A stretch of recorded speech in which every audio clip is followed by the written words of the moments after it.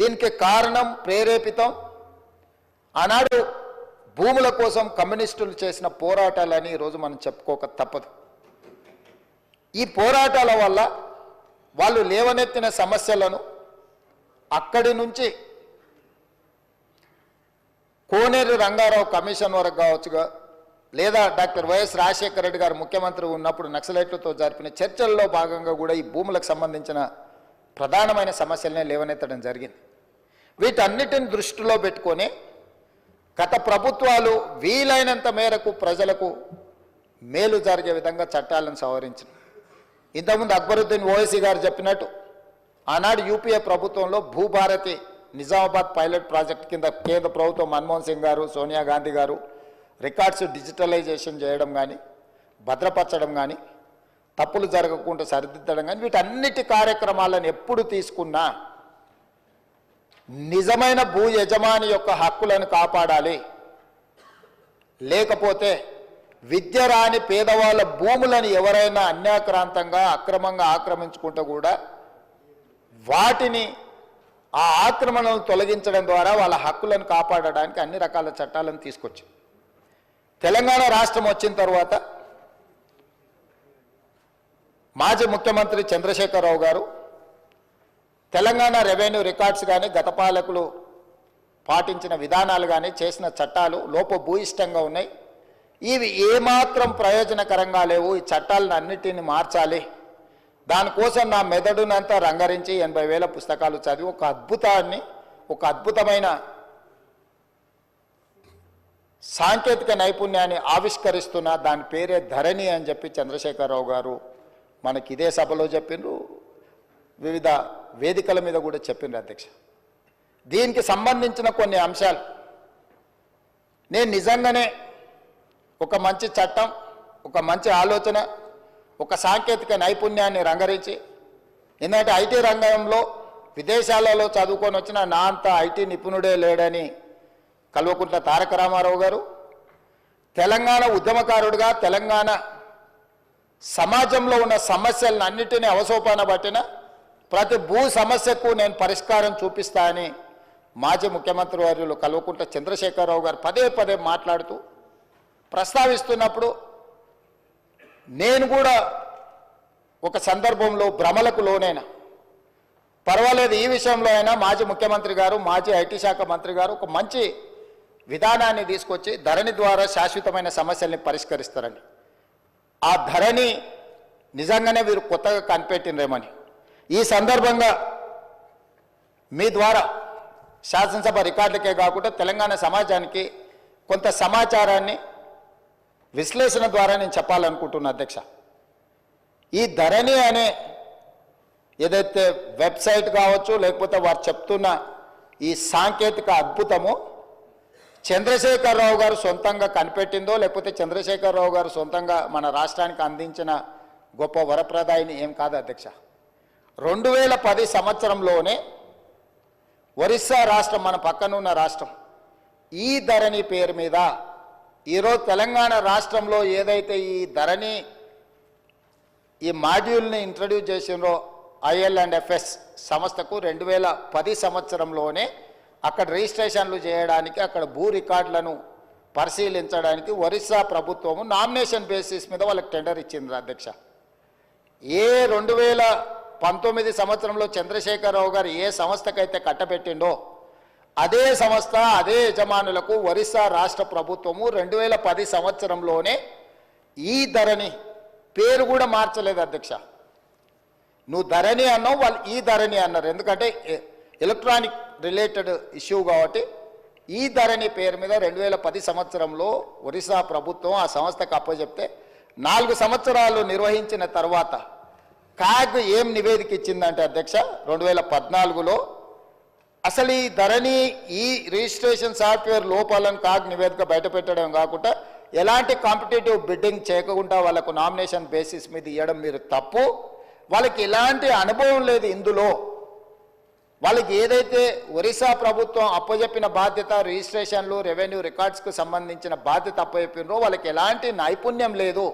ఇలాంటి నైపుణ్యం లేని సంస్థకు, లోపభూయిష్టంగా నిర్వహిస్తున్న సంస్థకు మీరు ఇవ్వడం 100% అని తప్పుపట్టడమే కాకుండా ఎన్ఐసి కేంద్ర ప్రభుత్వ రంగ సంస్థ అయిన ఎన్ఐసికి లాంటి సంస్థల్ని మీరు అసలు పక్కన పెట్టి వాళ్ళకి ఇవ్వకుండా వీళ్ళకి ఇవ్వడం తప్పు అని చెప్పి కాగ్ నివేదిక ఇచ్చింది అధ్యక్ష 2014లో.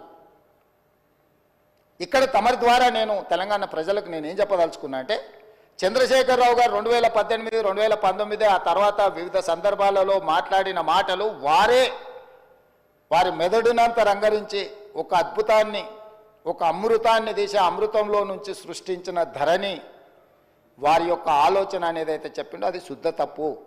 2010 సంవత్సరంలోనే IL&FS కంపెనీ ఈ విధానాన్ని ఒరిస్సా ప్రభుత్వానికి చేరవేస్తే ఒరిస్సా ప్రభుత్వం వాళ్ళ కాంట్రాక్ట్ ఇస్తే 4 సంవత్సరాలు నిర్వహించిన తర్వాత కాగ్ నివేదిక 100% తప్పు పట్టింది. ఈ లోపభూయిష్టమైన ఏమాత్రం ప్రజలకు ఉపయోగపడని ఈ సాంకేతిక నైపుణ్యాన్ని ఎందుకు తెలంగాణ రాష్ట్ర ప్రజల నెత్తి మీద చంద్రశేఖరరావు గారు రుద్దినరో ఇప్పుడు మనం ఆలోచన చేయాలి. అంటే ఒక రాష్ట్రము 4 సంవత్సరాలు ఈ ప్రయోగం చేసి ప్రయోగం ద్వారా సత్ఫలిత సాధించకపోను దీనివల్ల ప్రయోజనం లేదని కేంద్ర ప్రభుత్వ రంగ సంస్థ అయిన కాగ్ కాంప్ట్రోలర్ ఆడిటర్ జనరల్ తప్పు పట్టిన తర్వాత కూడా చంద్రశేఖరరావు గారు దీన్ని ఎందుకు తెలంగాణ ప్రజల నెత్తి మీద రుద్దిండో తెలంగాణ ప్రజలకు చెప్పవలసిన బాధ్యత ఈ రాష్ట్ర ముఖ్యమంత్రిగా నా మీద ఉన్నది అధ్యక్ష. ఈ IL&FS కంపెనీ గురించి కొంచెం చర్చించుకోవాలంటే కొంచెం వెనక్కి వెళ్ళాలి అధ్యక్ష. 2011కి వెళ్ళాలి మనం. 2011లో సత్యం కంప్యూటర్ రిలేటెడ్ మేటాస్ అనే సంస్థ, సత్యం రామలింగరాజు గారు ఆనాడు కాదు ప్రపంచాన్ని తప్పుదోవ పట్టించి ప్రపంచం ముందు భారతదేశం యొక్క సంస్థలు మోసాలు చేస్తాయని ఏదైతే కేసు వచ్చిందో 2011 సంవత్సరంలో మన పరువు ప్రతిష్టను మంట గలిపిన సత్యం కంప్యూటర్స్, మేటాస్ ఈ సంస్థలన్నీ కూడా ఆ రోజు రామలింగరాజు గారి కేసులో ఇరుక్కొని జైలుకు పోయి ఆ సంస్థలన్నిటిని కూడా దివాలా తీసే పరిస్థితిలో నుంచి ఈ మేటాస్ అనే సంస్థని IL&FS సేకరించింది అధ్యక్ష. సత్యం రామలింగరాజుకు సంబంధించిన సంస్థల్ని IL&FS అనే సంస్థ 2011 సంవత్సరంలో క్రిమినల్ కేసెస్లో ఇరుక్కొని అందులో ఉన్న సంస్థల్ని IL&FS సంస్థ సేకరించింది. సత్యం రామలింగరాజు గారి కుమారుడు తేజరాజు గారికి సంబంధించిన సంస్థలు IL&FS సేకరించి ఆ రోజు వాళ్ళిద్దరికీ ఒక అనుబంధం ఏర్పడ్డది అధ్యక్ష. ఆ అనుబంధంతో కొనసాగింపులో భాగంగా 2018 సంవత్సరంలో IL&FS సంస్థ గాదే శ్రీధర్ రాజుకు సంబంధించిన ఇంకొక సంస్థ వీళ్ళందరూ జాయింట్ వెంచర్ కింద తెలంగాణ రాష్ట్రం ఇద్దామనుకున్న ధరణి పోర్టల్ టెండర్లో భాగస్వామ్యం తీసుకున్నారు అధ్యక్ష. 2018 సంవత్సరంలో తెలంగాణ రాష్ట్ర ప్రభుత్వం portal development and maintenance and control కోసం 2018లో టెండర్ పిలిచింది అధ్యక్ష. ఈ టెండర్ ప్రక్రియలో భాగంగా IL&FS అదేవిధంగా గాదే శ్రీధర్ రాజుకు చెందిన ఈసెంట్రిక్ అదేవిధంగా విజన్ ఇన్ఫోటెక్ కంపెనీలు సంయుక్తంగా కాంట్రాక్టు సాధించుకున్నాయి. యువరాజుకు అత్యంత సన్నిహితులు ఎవరో తమరికి తెలుసు అధ్యక్ష. యువరాజు వెనకాల ఉండి ముందల గాదే శ్రీధర్ రాజు వెనకాల సత్యం మేటాస్ కంపెనీలను చేపట్టిన IL&FS సంస్థను ముందలబెట్టి టెండర్లో భాగస్వామ్యం చేసి ఆ పని దక్కించుకున్నారు అధ్యక్ష. ఈ 2017 సంవత్సరంలోనే ఈ IL&FS సంస్థ దివాలా తీయడమే కాకుండా క్రిమినల్ కేసులలో వీళ్ళు కూడా ఇరుక్కున్నారు అధ్యక్ష.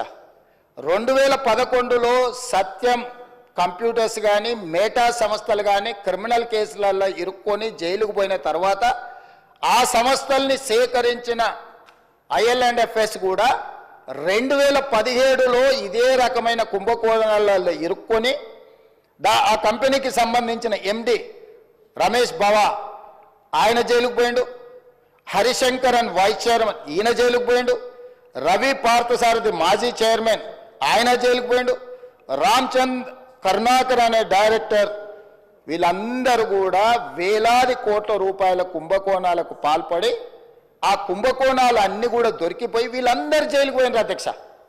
ఇది ఎప్పుడు 2017 సంవత్సరానికే జరిగిపోయింది అధ్యక్ష.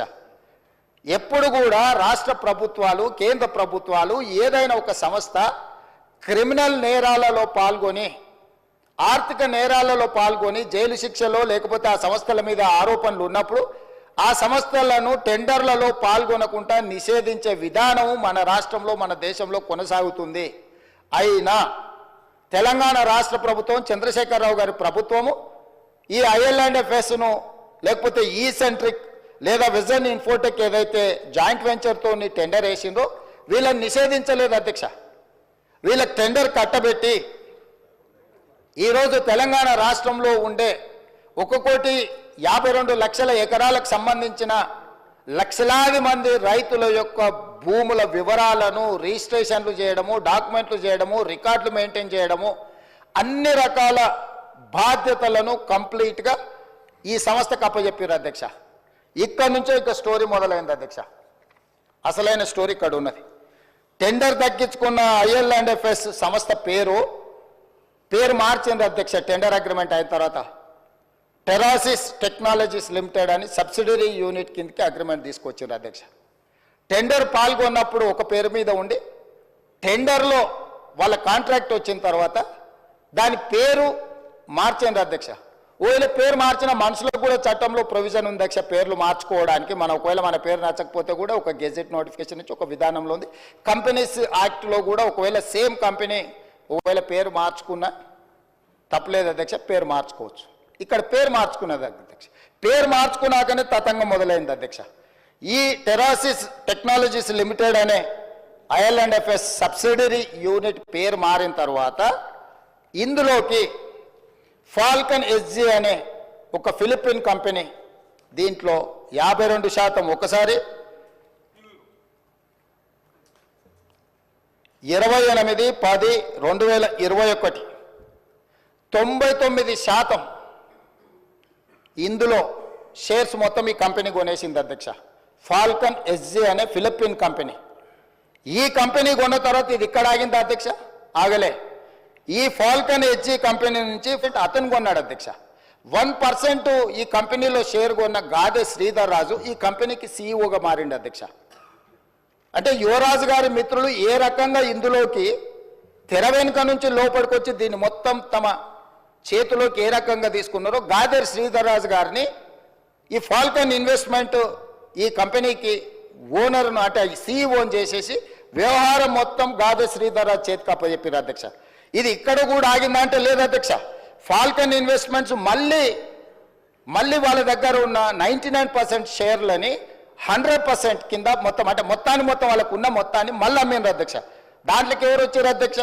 Sparrow Investments, GW Sky Private Limited, Hillbrook Investments వీళ్ళు ఒకవైపు వచ్చిండ్రు అధ్యక్ష. అది వీ యజమానులు ఎవరయ్యా అంటే రాహుల్ గోస్వామి, ఆనంద్ కుమార్ వీళ్ళందరు ఓనర్లు అధ్యక్ష. ఈ 3 కంపెనీల నుంచి మళ్ళీ హిల్బ్రూక్ ఇన్వెస్ట్మెంట్స్ నుంచి కొనుక్కున్న company gateway fund to LP అనే ఇంకొక సంస్థ వచ్చింది అధ్యక్ష. దాంట్లో నుంచి మళ్ళీ స్పారో ఇన్వెస్ట్మెంట్స్ నుంచి కొనుక్కున్న దాంట్లో గేట్వే ఫండ్ టు రెండో company gateway fund to location British virgin islands అధ్యక్ష. ఈ కంపెనీల గురించి మీకు చెప్పాలంటే అధ్యక్ష, ఏదైనా ఈ ప్రపంచంలో ఆర్థిక నేరాలు చేయడానికి ట్యాక్స్ హెవెన్ కంట్రీస్ అంటారు అధ్యక్ష. ప్రపంచంలో ఏ దేశంలో అయినా ఏ ప్రాంతంలో అయినా ఆర్థిక నేరాలకు పాల్పడే కంపెనీలు ఆ దేశానికి ఎట్లా ఫుల్ ప్రూఫ్ ఉంటుంది అధ్యక్ష. ఆ దేశంలోకి పోయి నువ్వు ఏ దేశంలో ఏ నేరం చేసినా ఆ దేశంతో ఎలాంటి ఒప్పందాలు ఉండవు అధ్యక్ష. అతన్ని పట్టించరు, ఆ కంపెనీ వివరాలు చెప్పరు, దానికి ఏ కంపెనీలు వచ్చినాయి అధ్యక్ష. సో ఎక్కడైతే టెరాసిస్ టెక్నాలజీస్ లిమిటెడ్లో బయలుదేరిన మన స్టేట్ అగ్రిమెంటు ఫిలిపిన్ దేశానికి పోయింది, ఫిలిపిన్ దేశాన్ని నుంచి సింగపూర్ దేశానికి పోయింది, సింగపూర్ దేశాన్ని నుంచి మళ్ళీ కేమెన్ ఐలాండ్స్కి పోయింది, తర్వాత వర్జిన్ ఐలాండ్స్కి పోయింది. తర్వాత అమెరికా దేశంలో ఉండే 2 కంపెనీలు.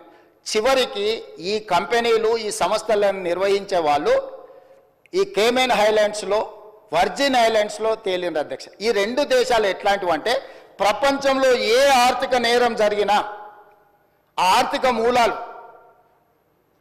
పనామా లీక్స్ కానీ లేకపోతే మీరు ఈ ప్రపంచంలో జరిగిన ఏ పెద్ద ఆర్థిక నేరాన్ని ఎత్తికినా ఆ సంబంధించిన కంపెనీలు ఈ 2 దేశాలలో ఉంటాయి అధ్యక్ష. ఆ దేశాలలో ఉన్న కంపెనీలు ఈరోజు ఈ టెరాసిస్ ఏదైతే ఈ ధరణి ఏదైతే ఉందో ఈ ధరణి మొత్తం ఆ దేశానికి వెళ్ళిపోయింది అధ్యక్ష. ఎవరో దాని ఓనర్లు అంటే అధ్యక్ష ఫాల్కన్ ఇన్వెస్ట్మెంట్ ప్రైవేట్ లిమిటెడ్లో ఉన్న ఓనరు ఏదైతే ఈ సింగపూర్ బేస్డ్ కంపెనీ ఉందో రాహుల్ గోస్వామి, ఈయన సింగపూర్ సిటిజన్. ఆనంద్ కుమార్, ఈయన సింగపూర్ సిటిజన్. లతికాదేవి అమ్మ, daughter of Radhakrishna Pillai, Singapore citizen అధ్యక్ష. వీరితో పాటు అధ్యక్ష స్పారో ఇన్వెస్ట్మెంట్ ప్రైవేట్ లిమిటెడ్ అనే కంపెనీ కూడా ఇది సింగపూర్ కంపెనీ అధ్యక్ష. స్పారో ఇన్వెస్ట్మెంట్ ఇది ఈ టోటల్ ఈ ఉండే కంపెనీలు అని కూడా ఇవి సింగపూర్ సంస్థలు అధ్యక్ష. అదేవిధంగా అధ్యక్ష జీడబ్ల్యూ స్కై ప్రైవేట్ లిమిటెడ్ అనే సంస్థ కూడా సింగపూర్దే అధ్యక్ష. జీడబ్ల్యూ సేమ్ వీళ్ళందరూ అమెరికా కంపెనీ అధ్యక్ష. అదేవిధంగా గేట్వే పార్ట్నర్స్ అని చెప్పిన కదా అధ్యక్ష, గేట్వే పార్ట్నర్స్ 2 లిమిటెడ్ అనేది ఉంది కదా అధ్యక్ష, కేమెన్ ఐలాండ్స్ అధ్యక్ష. అంటే ఈ మొత్తం కంపెనీలు ఈరోజు నిర్వహిస్తున్న గాదె శ్రీధర్ రాజుతో సహా వీళ్ళెవ్వరూ ఈ దేశ పౌరులు కాదు అధ్యక్ష. ఈ రాష్ట్ర పౌరులే కాదు, ఈ దేశంలో పక్క రాష్ట్ర పౌరులైనా పర్వాలేదు అధ్యక్ష. ఎవ్వరు కూడా ఈరోజు ఈ ధరణి పోర్టల్ నిర్వహిస్తున్న టెరాసిస్ కంపెనీ పేరు మీద మొదలయ్యి మారుకుంటూ పేర్లు మారుకుంటూ సంస్థలు మారుకుంటూ దేశాలు మారుకుంటూ ఈరోజు కేమెన్ ఐలాండ్స్కు బ్రిటిష్ వర్జిన్ ఐలాండ్స్కి ఎక్కడికైతే చేరిందో అవి ప్రపంచంలో ఆర్థిక నేరాలకు సంబంధించిన ట్యాక్స్ హెవెన్ కంట్రీస్ అధ్యక్ష. ఆ దేశంలో నేరం చేసిన ఎవడు పట్టుకోలేడు, ఆ దేశం ఎవరికి వివరాలు ఇవ్వదు. ఈరోజు మన ధరణి పోర్టల్ అనేది ఆ దేశానికి ఆర్థిక నేరాలకు పాల్పడే దేశంలో ఉన్న సంస్థ చేతిలోకి మన తెలంగాణ రాష్ట్ర రైతాంగం యొక్క సంపూర్ణమైన వివరాలు ఈరోజు అక్కడికి వెళ్ళిపోయినాయి అధ్యక్ష. ఇది ఘనత వహించిన 80,000 పుస్తకాలు చదివిన తన మెదడంతా రంగరించి తయారు చేసిన అమెరికాకి వెళ్ళి ఐటీలో లక్షల కోట్ల రూపాయలు సంపాదించే ఉద్యోగాన్ని వదులుకొని తెలంగాణను ఉద్ధరిద్దామని వచ్చేసిన the great IT and industries minister mister Kalvakuntla Taraka Ramarao గారి నేతృత్వంలో పిలిచిన ఈ టెండర్ ఏ సంస్థ పిలిచింది అధ్యక్ష? టీఎస్టీఎస్. ఈ వీళ్ళందరూ ఇప్పుడు నేను చదివి వినిపించిన వాళ్ళు గాదె శ్రీధర్ రాజు, రాహుల్ గోస్వామి, ఆనంద్ కుమార్ ఇట్లాంటి విదేశీ పౌరులు విదేశీ సంస్థల చేతుల్లో ఉన్న కంపెనీలో ధరణి పోర్టల్ పెట్టడంతో పూర్తిగా భద్రంగా ఎవరికి తెలియకుండా ఇదొక కాంట్రాక్చువల్ అగ్రిమెంట్ అధ్యక్ష. రెవెన్యూ డిపార్ట్మెంట్కు భూ యజమాని అయిన నాకు మా ఇద్దరికి సంబంధించిన వ్యవహారం అధ్యక్ష. రెవెన్యూ డిపార్ట్మెంట్లో CCLA దగ్గర నా వివరాలు ఉండాలి. నాకు ఆ సంస్థ రెవెన్యూ శాఖకు మాత్రమే సంబంధం ఇది అధ్యక్ష. నాకు ఇచ్చే పాస్బుక్ అయినా నాకు ఇచ్చే ఏ కాగితమైనా పహానీ అయినా ఏదైనా రెవెన్యూ శాఖలో నిర్వహించి రెవెన్యూ శాఖకు సంబంధించిన ప్రభుత్వ అధికారులకు నాకు మధ్యలో ఉన్న ఒప్పందాన్ని ఈరోజు ఒక